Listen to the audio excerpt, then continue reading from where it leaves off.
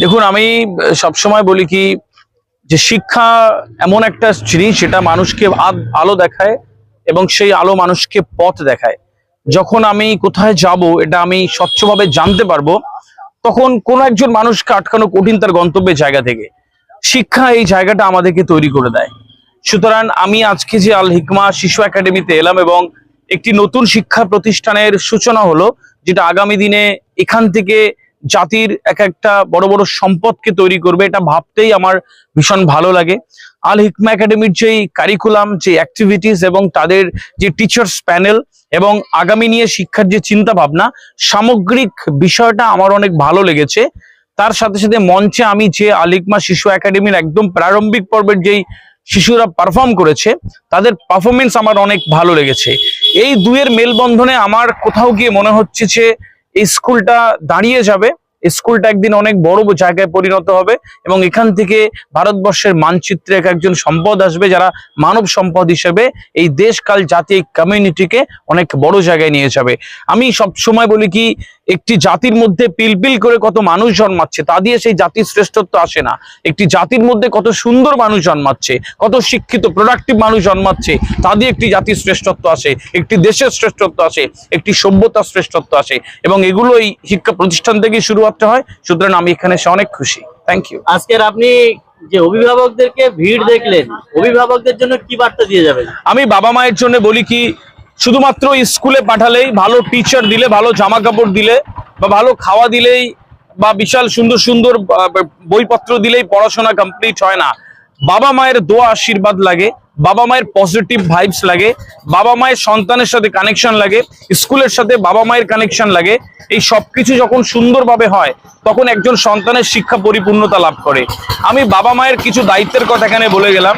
সেই দায়িত্বগুলো যদি বাবা মা পালন করে, টিচারদের সাথে বাবা মার যোগাযোগ থাকে, অথরিটির সাথে, স্কুল অথরিটির সাথে বাবা মার যোগাযোগ থাকে, তাহলে বাবা মা বুঝতে পারে তার সন্তান আসলে কোন দিকে যাচ্ছে এবং স্কুলের টিচার এবং অথরিটিরও পড়াতে বা ওই সন্তানকে মানুষ করতে তাদের সুবিধা হয়।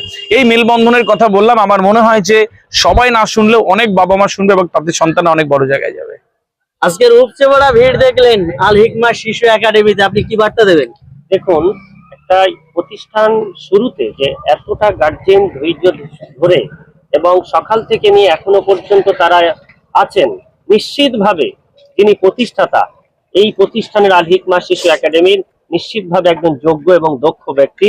আগামী দিন তিনি আরো এগিয়ে নিয়ে যাবেন এবং এই প্রতিষ্ঠান সুন্দরভাবে এগিয়ে যাবে এবং বাচ্চারা আগামী দিন বড় জায়গায় অংশগ্রহণের মাধ্যমে মানে প্রত্যেকটা তাদের মেধাটা প্রকাশ পাবে, এটা আমি আশা করি। আপনার স্বপ্নের প্রতিষ্ঠান আল হিকমা, একদম ইউনিক নেম, সেই হিসাবে আপনি এলাকার অভিভাবকদেরকে কি বার্তা দেবেন আপনার হিকমা থেকে? জি, আলহামদুলিল্লাহ, সর্বপ্রথম আমি সকলকেই অভিনন্দন জানাই। আমাদের এখানে উপস্থিত আমাদের আদি স্যার, মোক্তার স্যার, আমাদের Nizam sir, Al Hilal media থেকে এসছেন, আল হিলাল স্মার্ট স্কুলের উনি কর্ণধার, এবং এখানে উপস্থিত আমার সকল অতিথি, অভিভাবক, অভিভাবিকা বৃন্দ এবং আমার আপামর শিক্ষার্থী এবং শিক্ষা প্রেমী মানুষ সকলে আছেন। আমার বয়োজ্যেষ্ঠ মানুষরাও আছেন। সকলকে আমার অভিনন্দন, সকলকে আমার ভালোবাসা। আমি চাই যে আমার সমাজ, আমার সংস্কৃতি আল্লাহর রসুলের তরিকার উপরে চলুক। আমার সংস্কৃতি ইসলামিক যে শিক্ষা আছে সেই শিক্ষার উপরে ভিত্তি করে চলুক। একদিন ইনশাল্লাহ আমাদের যে জাগরণ, আমাদের যে নবজাগরণ, সেটা একদিন আমরা উচ্চ স্তরে পৌঁছাবো ইনশাল্লাহ। এই এলাকায় মুড়ি মুড়কির মতো কিন্তু প্রাইভেট স্কুলগুলো গজিয়ে উঠছে, তথাপি আপনি আপনার আল হিকমা শিশু একাডেমি করলেন, কেন করলেন? জি, আমার চিন্তাধারা এবং যে সিদ্ধান্ত, সেটা হচ্ছে এটাই যে আমরা যদি সঠিক শিক্ষার উপরে ভিত্তি করে আমাদের যে সমাজের সংস্কৃতির উপরে স্থাপিত লাভ করব, সেটা যদি সঠিক মূল্যায়নের মধ্যে দিয়ে অতিবাহিত হয়, অবশ্যই আমরা আমাদের লক্ষ্যে পৌঁছাবো ইনশাআল্লাহ।